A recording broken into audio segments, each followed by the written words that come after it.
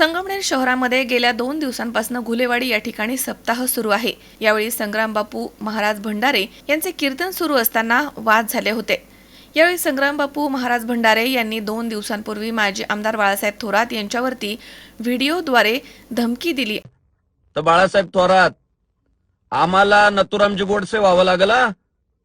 त्यावर माजी आमदार बाळासाहेब थोरात यांनी पत्रकार परिषद घेत त्यांनी म्हटलं आहे की नथुराम गोडसे म्हणून कोणी पुढे येत असेल तर मी महात्मा गांधी व्हायला तयार आहे।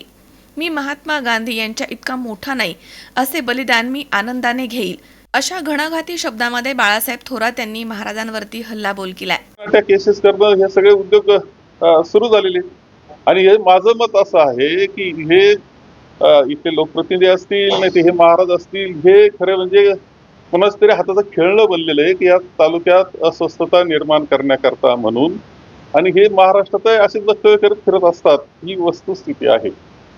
त्यामुळे माझा नथुराम गोडसे व्हावं लागेल, नथुराम गोडसे प्रमाणे तुमचं म्हणजे मला महात्मा गांधींसारखं आम्ही तशा पद्धतीनं तुमच्यावर हे करू, खरं म्हणजे असं बलिदान तर मला आनंदानं घेईल मी। जर कुणी तत्वा करता विचारा करता म्हणून आम्ही जगत असताना कुणी जर आमच्यावर असा नथुराम गोडसे आमच्या पुढे आला एखादा, तर ते बलिदान घेण्यामध्ये मला आनंद आहे, हे तुम्हाला स्पष्टपणे सांगतो। मी महात्मा गांधी नाही, पण त्या वैचारिक आपल्या विचाराकरताचं बलिदान हे आनंदानं स्वीकारण्याची तयारी माझी आहे।